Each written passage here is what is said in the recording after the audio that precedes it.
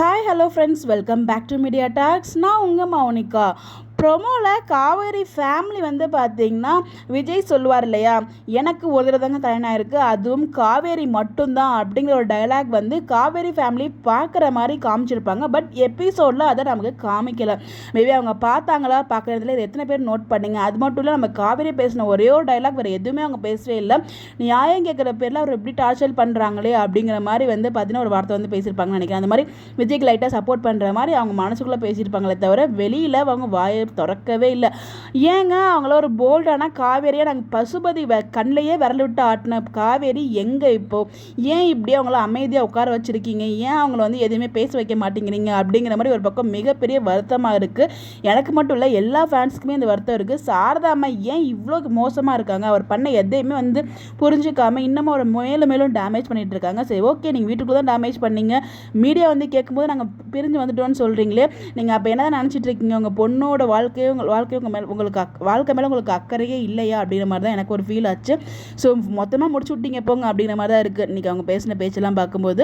But ஆனால் காவேரி ஏதாவது பேசியிருப்பாங்கன்னு எதிர்பார்த்தேன். இல்லைங்க, அப்படிலாம் கிடையாது, கொஞ்சம் விஜய்க்கு சப்போர்ட் ஏதாவது பேசியிருப்பாங்க அப்படின்னு நினச்சேன். பட் அது வைக்கல. மேபி ஏதாவது டீம் பிளான் பண்ணியிருக்காங்கன்னு நமக்கு தெரியல. பட் ஏன் ப்ரொமோவில் அதை காமிச்சாங்க, எபிசோடில் அது வரல? எனக்கு அதுதான் எனக்குள்ள ஒரு மிகப்பெரிய கேள்வியாக இருந்துகிட்ருக்கு. அதை பார்த்துமா அவங்க அப்படி பிஹேவ் பண்ணுறாங்க? இன்கேஸ் அதை பார்த்து அட்லீஸ்ட் அதை பற்றி கொஞ்சம் டிஸ்கஸ் பண்ணியிருப்பாங்க. அதை அவங்க பார்க்கலன்னு நினைக்கிறேன். மேபி அதை பார்க்கறதுக்கு முன்னாடி அதை சீன்ஸ்லாம் டெலிகாஸ்ட் ஆனதுக்கு அப்புறம் தான் அவங்க டிவி ஆன் பண்ணாங்களா நமக்கு தெரியல. நம்ம விஜய் பார்த்தீங்கன்னா அந்த ப்ரெஸ்காரங்க கிட்டலாம் செம்மையாக கோவப்படுவார் இல்லையா, முதல்ல கேமரா ஆஃப் பண்ணுங்க இங்கேருந்து கிளம்புங்க அப்படின்னு சொல்லி செம்மையாக கோவமாக கத்தி சண்டை போட்டுட்டு இருப்பார் இல்லையா. நான் அப்போவே நினச்சேன் அது கண்டிப்பாக அவருக்கு நெகட்டிவாக தான் போய் முடியும் அப்படின்னு சொல்லிட்டு. அவர் அந்த கோவம் ஆக்டிங் நல்லா தான் இருக்குது. பட் ப்ரெஸ்காரங்க என்ன வேணாலும் பேசி அதை மாற்றி விட்டுருவாங்க. ஸோ அவர் மேலே தப்பு இருக்கிறனால தான் எங்களை துரத்தி விட்டார் அப்படிங்கிற மாதிரி தானே அவங்க பேசியிருக்காங்க கிட்டத்தட்ட. அதுதானே இவங்களுமே சொல்கிறாங்க. அதுதான் இப்போ அவருக்கு பேக் ஃபயர் ஆகிருக்கு.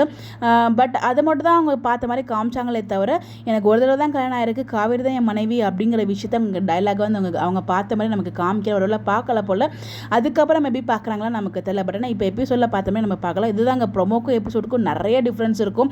ப்ரொமோவில் வேறு மாதிரி அப்படியே எபிசோடில் வேறு மாதிரி காமிக்கிறாங்க. அதுதான் இந்த பிரச்சனையாகவே போய் முடியுது. பார்ப்போம். இங்கே அவங்க பார்த்துருந்தா கண்டிப்பாக அதை பற்றி பேசியிருப்பாங்க. பட் அதை பார்த்த மாதிரி அவங்க காமிக்கிற என்ன பொறுத்த வரைக்கும் உங்களுக்கு என்ன தோணுது? எத்தனை பேர் அதை நீங்கள் நோட் பண்ணீங்கன்னு சொல்லி மறக்காமல் கமெண்ட்டில் ஷேர் பண்ணுங்கள். இந்த மாதிரி தெரிஞ்சுக்க நம்மளோட சேனலை ஃபாலோ பண்ணிக்கோங்க. உங்களோட பாயிண்ட் ஆஃப் வியூ மறக்காமல் நீங்கள் கமெண்ட்டில் ஷேர் பண்ணலாம். தேங்க்யூ.